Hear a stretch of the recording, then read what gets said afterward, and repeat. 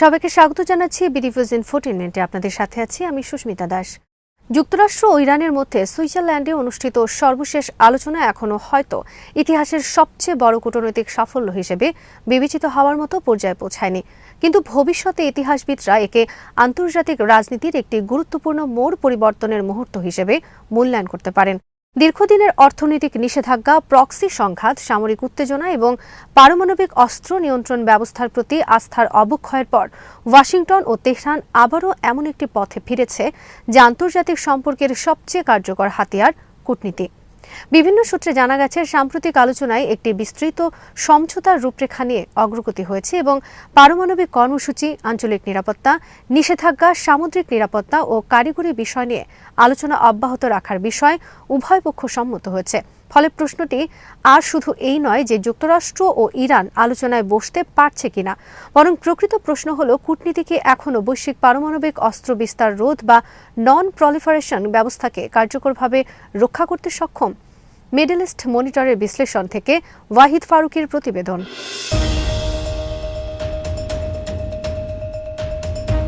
1979 সালের ইসলামী বিপ্লব এবং পরবর্তী কূটনৈতিক সম্পর্ক ছেদের পর থেকে যুক্তরাষ্ট্র ও ইরানের সম্পর্ক গভীর অবিশ্বাস, রাজনৈতিক প্রতিদ্বন্দ্বিতা এবং নিরাপত্তা উদ্বেগের উপর দাঁড়িয়ে রয়েছে।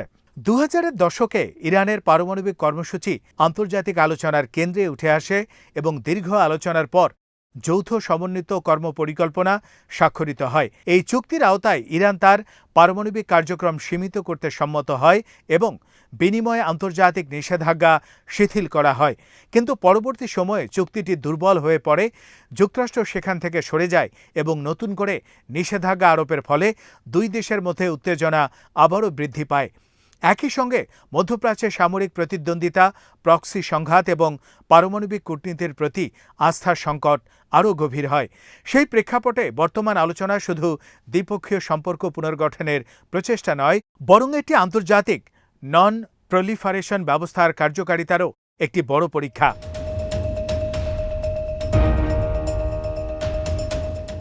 সাম্প্রতিক আলোচনার অন্যতম গুরুত্বপূর্ণ দিক হল এটি এমন এক সময় পুনরায় শুরু হয়েছে যখন দুই দেশের মধ্যে প্রকাশ্য সামরিক উত্তেজনা চরমে পৌঁছে গিয়েছিল।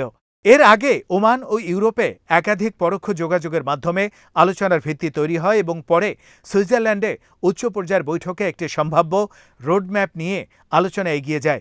বিভিন্ন প্রতিবেদনে বলা হয়েছে, আলোচনার বিষয় শুধু ইউরেনিয়াম সমৃদ্ধকরণে সীমাবদ্ধ ছিল না, বরং আন্তর্জাতিক পরিদর্শন ব্যবস্থা, নিষেধাজ্ঞা প্রত্যাহারের সম্ভাব্য কাঠামো, সামুদ্রিক নিরাপত্তা, আঞ্চলিক স্থিতিশীলতা এবং ভবিষ্যতে উত্তেজনা এড়ানোর প্রক্রিয়াও এতে অন্তর্ভুক্ত ছিল। তবে এখনও আন্তর্জাতিক পরিদর্শনের মাত্রা, যাচাই বাছাই পরিধি এবং নিষেধাজ্ঞা শিথিলের বিনিময়ে ইরানের দায়বদ্ধতা নিয়ে মতপার্থক্য রয়ে গেছে। তাই রাজনৈতিক ঘোষণা নয়, বরং বাস্তবায়নই শেষ পর্যন্ত এই আলোচনার সাফল্য নির্ধারণ করবে।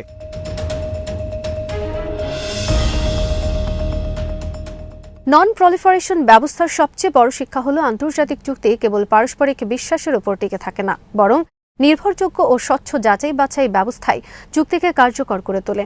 আন্তর্জাতিক আণবিক শক্তি সংস্থার নিয়মিত পরিদর্শন, তথ্য যাচাই এবং প্রযুক্তিগত পর্যবেক্ষণ এমন একটি কাঠামো তৈরি করে যেখানে অবিশ্বাস থাকা সত্ত্বেও সহযোগিতা সম্ভব হয়। পারমাণবিক কূটনীতির সাফল্য তাই রাজনৈতিক সদিচ্ছার পাশাপাশি কার্যকর প্রাতিষ্ঠানিক ব্যবস্থার উপরও নির্ভরশীল।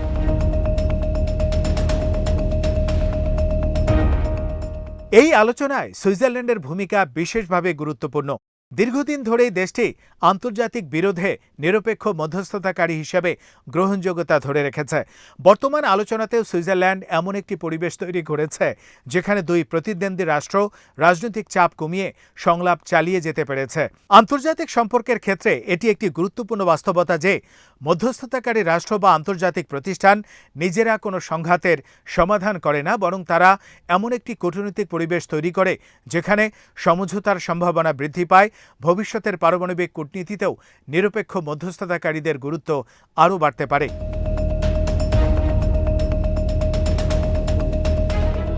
নিরাপত্তার দৃষ্টিকোণ থেকে এই আলোচনা মধ্যপ্রাচ্যের জন্য অত্যন্ত তাৎপর্যপূর্ণ। যদি আলোচনা সফল হয় তাহলে সামরিক উত্তেজনা কমতে পারে, পারমাণবিক প্রতিযোগিতার ঝুঁকি হ্রাস পেতে পারে এবং আঞ্চলিক দেশগুলো কূটনৈতিক সমাধানের প্রতি আরও আস্থা অর্জন করতে পারে। ইরান যদি অধিক স্বচ্ছতা নিশ্চিত করে এবং এর বিনিময়ে অর্থনৈতিক সুবিধা লাভ করে, তাহলে এটি অন্যান্য রাষ্ট্রের কাছেও একটি ইতিবাচক বার্তা দেবে যে আন্তর্জাতিক সহযোগিতার মাধ্যমে নিরাপত্তা নিশ্চিত করা সম্ভব।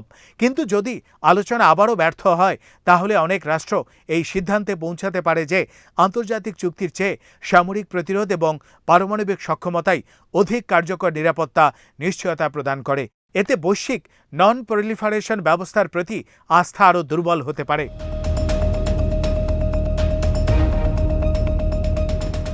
এই আলোচনার আরেকটি গুরুত্বপূর্ণ মাত্রা হল বৈশ্বিক জ্বালানি নিরাপত্তা। যুক্তরাষ্ট্র ও ইরানের সম্পর্ক কখনোই কেবল পারমাণবিক প্রযুক্তির মধ্যে সীমাবদ্ধ নয়, এর সঙ্গে বিশ্বের জ্বালানি বাজারও নিবিড়ভাবে জড়িত। হরমুজ প্রণালী বিশ্বের অন্যতম গুরুত্বপূর্ণ তেল পরিবহন পথ, যার মাধ্যমে প্রতিদিন বিপুল পরিমাণে অপরিশোধিত তেল ও প্রাকৃতিক গ্যাস আন্তর্জাতিক বাজারে পৌঁছে। এই অঞ্চলে উত্তেজনা দেখা দিলে বিশ্ববাজারে তেলের দাম বেড়ে যায়, পরিবহন ব্যয় বৃদ্ধি পায় এবং বৈশ্বিক অর্থনীতিতে মুদ্রাস্ফীতির চাপ সৃষ্টি হয়।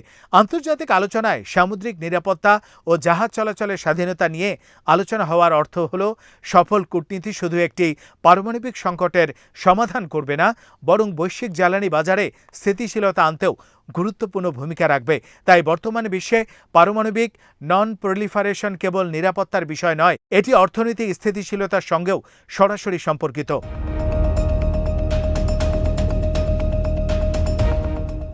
মধ্যপ্রাচ্যের সামগ্রিক ভূ রাজনীতিও দ্রুত পরিবর্তিত হচ্ছে। অঞ্চলটি ধীরে ধীরে একক পরাশক্তি নির্ভর নিরাপত্তা কাঠামো থেকে বহুমেরুকেন্দ্রিক ব্যবস্থার দিকে এগোচ্ছে। সৌদি আরব, তুরস্ক, কাতার, সংযুক্ত আরব আমিরাত সহ বিভিন্ন আঞ্চলিক শক্তি নিজেদের কৌশলগত স্বায়ত্তশাসন বাড়ানোর চেষ্টা করছে। একই সঙ্গে ইউরোপ, চীন এবং অন্যান্য মধ্যম শক্তিও মধ্যস্থতা ও অর্থনৈতিক সহযোগিতার মাধ্যমে নতুন ভূমিকা পালন করছে।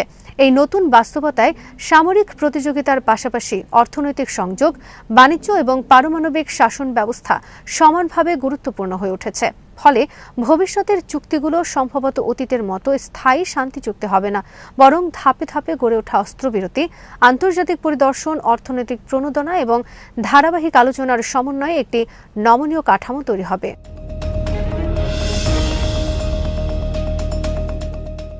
এদিকে যুক্তরাষ্ট্রের অভ্যন্তরে ইরানকে ঘিরে রাজনৈতিক মতপার্থক্য থাকলেও কূটনৈতিক সমাধানের পক্ষে উল্লেখযোগ্য সমর্থন রয়েছে। অনেক নিরাপত্তা বিশ্লেষক, সাবেক কূটনীতিক এবং নীতি নির্ধারক মনে করেন দীর্ঘস্থায়ী সামরিক সংঘাতের পরিবর্তে কঠোর যাচাই বাছাই এবং ধাপে ধাপে আস্থা পুনর্গঠনের ভিত্তিতে গড়ে ওঠা চুক্তি দীর্ঘমেয়াদে বেশি কার্যকর।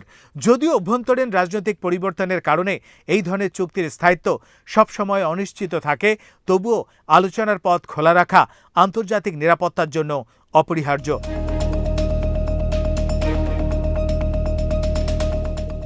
সবশেষে বলা যায়, বৈশ্বিক পারমাণবিক অস্ত্র বিস্তার রোধের ভবিষ্যৎ কোনো একদিনের বৈঠক বা সুইজারল্যান্ডের একটি সম্মেলন কক্ষে নির্ধারিত হবে না।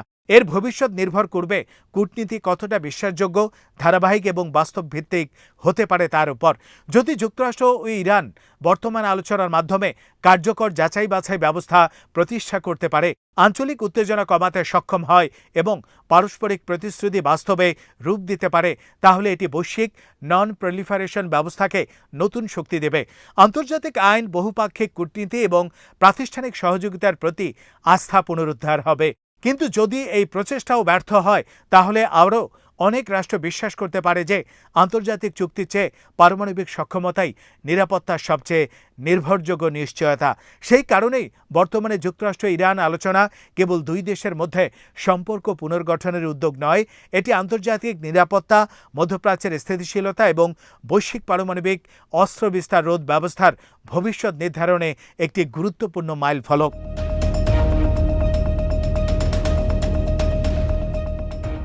আজ এখানেই শেষ করছি। সমরাস্ত্র, প্রতিরক্ষা ও কূটনীতির নানা তথ্য জানতে চোখ রাখুন বিটিভিউস ইনফোটেইনমেন্টে। চ্যানেলটি ভালো লাগলে সাবস্ক্রাইব করুন, সংযুক্ত থাকুন আমাদের ফেসবুক পেজে।